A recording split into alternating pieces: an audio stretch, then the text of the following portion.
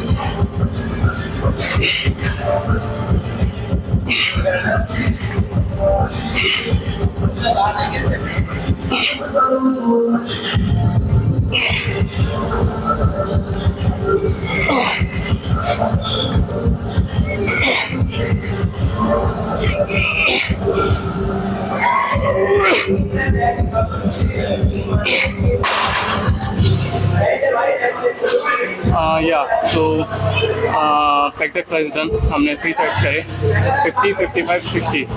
65 नहीं गया क्योंकि 60 वैसा फील नहीं हुआ जैसा मैं चाह रहा था।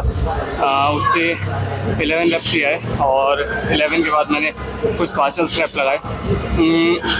फॉर्म ख़राब हुई लास्ट में, मतलब पार्शल्स में तो मेरी हो ही जाती है, बट उससे 11 ही आया। मैं सोचा था 15 अगर आ जाते हैं अच्छे से तो फिर हम 65 जाएंगे, बट नेक्स्ट टाइम के लिए देखते हैं।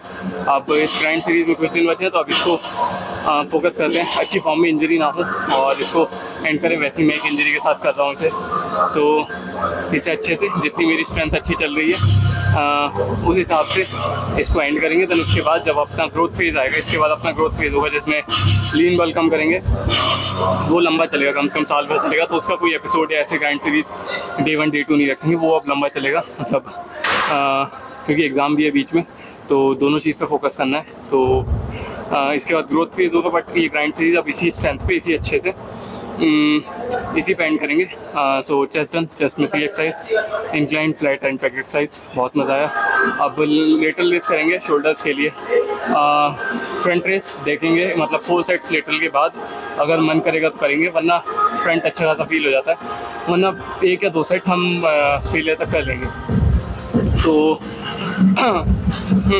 चेस्ट में मैं एक वो बता था, तो मैंने अभी एक वीडियो देखी, एक आर्टिकल भी पढ़ा कि सिर्फ अगर आपको सिर्फ एक एक्सरसाइज करनी हो चेस्ट के लिए, तो बहुत सारे लोगों के मन में आएगा इंक्लाइन डंबल प्रेस, कोई कहेगा फ्लैट, कोई कहेगा पुशअप्स, कोई फ्लाइज कहेगा, कोई कुछ। सिंपल है, एक एक्सरसाइज डिप्स, पैरेलल बार डिप्स, बहुत अच्छे हैं, सिंपल है। आप सिर्फ वो एक एक्सरसाइज करिए। अगर आपको सिर्फ एक एक्सरसाइज करनी है चेस्ट की तो, और नहीं भी करते हैं तो आप उसे ऐड करिए। मैं भी अब अगले उसमें जो मेरा रूटीन रहेगा अगला ग्रोथ फेज में, तो उसमें पैरेलल बार डिप्स ऐड करूँगा। मैं अभी 12, 13, 15 कर लेता हूँ अगर मैं फ्रेश एकदम हूँ। अगर मैं अभी करने जाऊँगा मैं 10 कर लूँगा, बट अभी इस रूटीन में है नहीं तो करेंगे नहीं। बट मैं वैसे बता रहा हूँ, अगर सिर्फ एक करनी है तो पैरेलल बार डिप्स करिए, बहुत मज़ा आएगा, बहुत अच्छा लगेगा और ग्रोथ भी बहुत अच्छी होगी। सबसे बड़ी चीज़ पैरेलल बार डिप्स में, एक हमारे चेस्ट पे एक मसल होती है जो चेस्ट की अधिकतर मसल हमारी शोल्डर से लेकर बाइसेप्स तक जुड़ी हुई होती हैं, बट एक मसल होती है जो हमारे सिर्फ शोल्डर पे जॉइंट होती है, जो हमारे पोस्चर को, शोल्डर को रिट्रैक्ट और कॉन्ट्रैक्ट करने में रहती है। रिट्रैक्ट करने में मतलब वो वहाँ पे अटैच रहती है, जो हमारे पोस्चर में भी हेल्प करती है।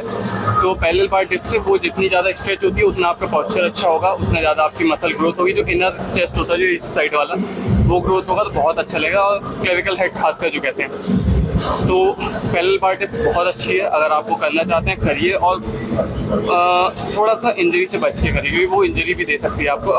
अगर आपका शोल्डर्स में मोबिलिटी अच्छी नहीं है तो मोबिलिटी पे काम करिए, पुशअप से चालू करिए। जो डेप्थ पुशअप्स होते हैं या जो ब्लॉक्स लेके उससे पूरा डीप जाके करते हैं, वो करके ट्राई करिए। धीरे धीरे धीरे मोबिलिटी बढ़ाइए अपने शोल्डर की, देन सपोर्टेड ट्राई करिए। देन उसके बाद अपना, अगर आप अच्छे सपोर्टेड कर ले रहे हैं तो 1-1, 2-2 अपना इंक्रीज करिए। पैरेलल बार डिप्स को अपना मास्टर करिए, बहुत अच्छी एक्सरसाइज है। तो हाँ, अब अपना चेस्ट वर्कआउट डन हो गया, अब करते हैं अपना लेटरल रेस शोल्डर की।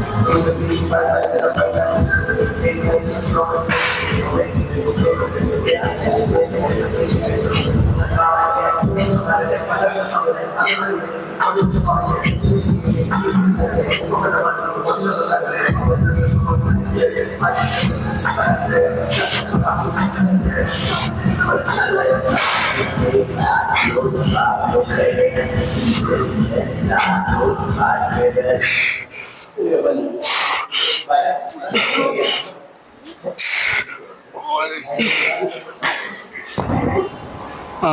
सो आज का वर्कआउट डन। आज हमने पुश वर्कआउट करा जिसमें चेस्ट शोल्डर ट्राइसेप ट्रेन करा। चेस्ट में हमने 3 exercise incline flat and back deck flies, shoulders में lateral raise and front raise, then अपना ट्राइसेप में single arm overhead tricep extension. Last में रिकॉर्ड नहीं कर पाया क्योंकि आपने देखा जैसे फर्स्ट सेट में जब रिकॉर्ड कर रहा था लिटरल रेज का तो लाइट चली गई थी तो बहुत अंधेरा हो गया था तो इसी वजह से मैं रिकॉर्ड नहीं कर पाया। बट हाँ, वही मैं बता दे रहा हूँ मैंने क्या करा। तो फ्रंट रेस करे लिटरल रेस के बाद, then single arm overhead tricep extension, ये एक्सरसाइज करी। तो आज का वर्कआउट जैसे मैंने बताया थोड़ा सा इरिटेटेड था मैं सेकंड एक्सरसाइज के बाद चेस्ट की, थोड़ा सा अपने लिए गुस्सा था, थोड़ा सा वही इरिटेशन ही कह सकते हैं कि क्यों नहीं हो रहा है इस चीज़ से। डाइट अच्छे से करी और रिकवरी अच्छी है और आपका स्लीप अच्छी थी, सब कुछ ठीक था, वाटर इनटेक अच्छा था, मैं हाइड्रेटेड था।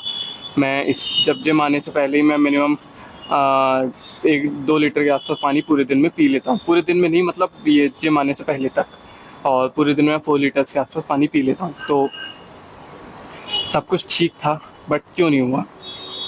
रीज़न सिंपल है, क्योंकि कार्ब्स कम है डाइट में। कार्ब्स हमने बहुत कम करे। राइस चावल मैं आई थिंक 70-80 ग्राम से खा रहा हूँ, जो कि अभी जाके खाऊंगा। और अपना एग्स हैं, थोड़ा ओट्स हैं, ये सब चीज़ें हैं, लेकिन बहुत कम है जिस हिसाब से मेरी मेंटेनेंस से बहुत कम कैलोरीज चल रही हैं। तो इस वजह से हो सकता है, इस वजह से, लेकिन मैं उसे एक्सक्यूज़ नहीं मानना चाहता, ना मैं मानता हूँ उस चीज़ को। मैंने पहले भी जैसे बताया कि मैं उस चीज़ को एक एज अ एक्सक्यूज़ नहीं लेना चाहता कि मैंने ये नहीं करा, मेरी डाइट कम, वो कैलोरीज कम चल रही है, इस वजह से नहीं पुश हो रहा। मैं अपने दिमाग में वो चीज़ डालना ही नहीं चाहता हूँ कि अनुराग सिंह तेरी डाइट कम है इस वजह से तो उससे नहीं उठ रहा है, कि अनुराग तूने ये नहीं करा तो ये नहीं हो रहा। मैं नहीं चाहता ये सब। मुझे मेरा माइंडसेट सिंपल चलना है। मुझे मतलब ये चीज़ सिंपल रखनी है कि डाइट फ़र्क नहीं पड़ता तू कितना खा रहा है कितना नहीं खा रहा है, स्लीप फ़र्क नहीं पड़ता तू कितना सो रहा है नहीं सोया है, पानी घंटा फ़र्क नहीं पड़ता। अगर तू जिम में आया है तो तुझे करना है। मेरे दिमाग में सिर्फ ये चलता है। हो सकता है कहीं कुछ जगह पे मेरी गलती हो, कहीं पे मेरी बॉडी रिस्पॉन्स नहीं कर रही हो, कहीं पे मैं अच्छा रिकवर नहीं कर रहा हूँ, या पिछले वर्कआउट से मैं रिकवर नहीं हुआ हूँ, इस वजह से हो सकता है। बट मैं उस चीज़ को एक्सक्यूज़ नहीं बनाना चाहता। हाँ, अगर मैं नॉलेज बेस्ड पे जाऊँ, मैं अगर जो क्या कहते हैं उसे नॉलेज ही कह सकते हैं कि नॉलेज पे जाऊँ, या किस वजह से हो सकता है, तो सिंपल सा चीज़ है, या तो मेरी बॉडी रिकवर नहीं हुई है, या तो कार्ब्स कम है इस वजह से एनर्जी कम थी, स्ट्रेंथ कम लग रही थी। बस और कुछ नहीं हो सकता। यही 2 चीज़ें हैं। रिकवरी सबसे इंपॉर्टेंट रहती है। स्लीप हो सकता है, लेकिन स्लीप मुझे पता है मैं अच्छे से सो रहा हूँ तो मुझे कोई दिक्कत नहीं है, स्लीप का कोई इशू नहीं है। रिकवरी और दूसरा डाइट का। बट मैं उस चीज़ को नहीं बनाना चाहता एक एक्सक्यूज़। सिंपल सा चीज़ है। आज का वर्कआउट पिछले वाले की तरह रहा, अच्छा नहीं हुआ, और मैं इसे अच्छा नहीं मानूंगा। आज का वर्कआउट मैं 5 आउट ऑफ 10 दूंगा, और ये चीज़ मैं लिख के रखूँगा कि मैंने पिछला वर्कआउट अच्छा नहीं करा। बट ठीक है, नहीं हुआ कोई बात नहीं। हम आए, हमने वर्कआउट करा, हमने अपना 100% दिया, वो इम्पोर्टेंट है। लाइफ में ये चीज़ इम्पॉर्टेंट होनी चाहिए कि आपका जिस दिन मन नहीं कर रहा है, आपका जिस दिन काम नहीं हो रहा है, आपसे जो चीज़ आप पहले करते थे वो नहीं हो पा रहा है, कोई बात नहीं। पर आप कोई बात नहीं इसलिए ये नहीं आप क्विट कर दीजिए। अगर आपसे नहीं हो रहा है लेकिन आप कर रहे हैं लगातार, तो बहुत अच्छी चीज़ है, करते रहिए। किसी किसी दिन कोई दिन अपना नहीं होता है, कोई दिन हमारे लिए बेस्ट नहीं होता है, हम उस दिन अपना बेस्ट नहीं दे पाते हैं। बट उस दिन ये चीज़ इम्पॉर्टेंट होती है, हम अपना काम कर रहे हैं या नहीं। चाहे हम 100% नहीं दे रहे हैं, पर हम 80% दे रहे हैं या नहीं, ये चीज़ सबसे इम्पॉर्टेंट है। जैसे आज मुझसे जो चीज़ मैं पहले कर चुका हूँ और जो चीज़ मुझसे अच्छे से हो पाती थी मैं नहीं कर पाया आज, बट मैंने करा। मैंने अपना जितना मैं दे सकता था मैंने दिया, अपनी जी जान लगाई, अपना काम करा, पूरा पूरा अच्छे से करा, फोकस के साथ करा। थोड़ा गुस्सा आया तो उस गुस्से को मैंने एक्सरसाइज में निकाला, मैंने अपने आप को पुश करा कि कैसे नहीं हो रहा है अनुराग सिंह, करो और करो, तो मैंने करा। यही चीज़ लाइफ में रखनी है। कोई काम नहीं हो रहा है, पहले आप वो चीज़ कर चुके हो, कोई बात नहीं, बस उसे क्विट नहीं करना है, करते रहना है। थोड़ा पूरा 100% नहीं देना है, 80% देना है, लेकिन देते रहना है। वही होता है ना, क्या कहते हैं, क्विट नहीं करना है कि आप शो अप करो, मतलब शो अप क्या बोलते हैं वो रील्स में आजकल बहुत चलता है कि सिंपल मैं बताता हूँ कि आप मतलब मन नहीं कर रहा लेकिन आप डेली जा रहे हो, ये सब कर रहे हो, तो करते रहिए। जिस दिन भगवान ने चाहा, जिस दिन आपकी भगवान ने देखा कि आप मेहनत कर रहे हो, आप बहुत अच्छा काम कर रहे हो, आप अपना 100% दे रहे हो, तो भगवान कुछ ना कुछ आपको रिवॉर्ड दे देंगे। तो बस अब कल अपना पुल डे होगा, कल इस ग्राइंड सीरीज़ का लास्ट वर्कआउट यहाँ पे होगा, उसके बाद फिर अपना एग्ज़ाम्स है तो हम चले जाएंगे। मैं अपनी सिटी मतलब जहाँ मैं पहले रहता था मम्मी पापा के साथ, तो वहाँ जाऊँगा और वहाँ अपना एग्ज़ाम्स है, कम से कम 12 डेज़ का, आई थिंक वो 12 डेज़ के अंडर हैं, 5-6 एग्ज़ाम्स, तो वो देंगे। और ग्राइंड सीरीज़ वहीं पे एंड होगी और उस जिम में ट्रेन करेंगे जहाँ से ये सब चीज़ें स्टार्ट हुई थी, जहाँ से मुझे एक्सरसाइज की आदत लगी, जहाँ से मुझे जिम आने की आदत लगी, जहाँ से मुझे ये एक शौक़ नया अंदर आया, एक अपने आप को चेंज करने की मोटिवेशन आया, एक कॉन्फिडेंस बिल्ड हुआ जहाँ से, तो वहाँ पे अपना एक्सरसाइज करेंगे, पुराना जिम अपना। तो कल अपना होगा पुल डे जिसमें हम अपनी back, rear dealt and bicep train करेंगे और बस अपना बॉडी ठीक है, मतलब जो मैं चाह रहा था वैसे है, बट अभी उससे थोड़ा सा 10% कम है, बट ठीक है। मैं जो चीज़ मेरे दिमाग में सोची थी कि एब्स एक नॉर्मल विजिबल हों, एक अच्छी मस्कुलर विजिबल फिज़ीक हो, मस्कुलर मतलब एक वेल डिफाइंड फिज़ीक हो, बहुत लो परसेंटेज बॉडी फैट भी नहीं हो, क्योंकि मुझे अभी कोई कंपटीशन में नहीं जाना है, मुझे अपनी डेली लाइफ में अपना फिज़ीक बिल्ड करके रखनी है, अपना एक हेल्दी लाइफ जीनी है। लो परसेंट बॉडी फैट में बहुत सारी चीज़ें होती हैं, आपको आपके हार्मोनल मतलब हार्मोन्स ऊपर नीचे हो जाते हैं, आपका लिवर पे इफ़ेक्ट आता है, बहुत सारी चीज़ें हो मतलब चेंजेस होते हैं। कभी आप चेक करिएगा कोई नेचुरल हो या फिर कोई इन्हेंस बॉडी बिल्डर हो और वो जब एकदम peak physique single digit body fat में उनका आपको अगर ब्लड टेस्ट या कुछ भी टेस्ट कराएंगे तो बहुत चीज़ें ऊपर नीचे आएंगी, तो मुझे वो चीज़ अभी नहीं करनी है। जब मैं कम्पीट करूँगा, ये तो अभी ट्रांसफॉर्मेशन चल रही है, तो जब मैं कम्पीट करूँगा आज से 1 साल 2 साल 3 साल, जब मेरे पास मैं फाइनेंशियली सेटल रहूँगा, मैं अपना एक खुद अर्न करने लगूँगा, सब चीज़ें अच्छे से सेटल हो जाएंगी, तब मैं देखूँगा वो चीज़ें। पसंद मुझे भी है, मुझे भी अच्छा लगता है वो कम्पीट करना, कंपटीशन देखना और जो लोग हैं उनसे इंस्पायर होना। बहुत सारे लोगों को मैं देखता हूँ, बट वो चीज़ें तभी हो पाएंगी अगर जब मैं फाइनेंशियली स्टेबल रहूँगा, मतलब फाइनेंशियली मेरे पास पैसे होंगे सब कुछ और मैं खुद अर्न करने लगूँगा, मेरी फैमिली खुश होगी, मैं खुश रहूँगा, तब मैं कम्पीट करूँगा। तो मिलते हैं आपसे कल, तब तक के लिए थैंक यू और मेहनत करते रहिए, अपना 100% दीजिए, बट अगर 100% आज आप नहीं दे पा रहे हैं तो अपना 80% दीजिए और बस थैंक यू एंड बाय।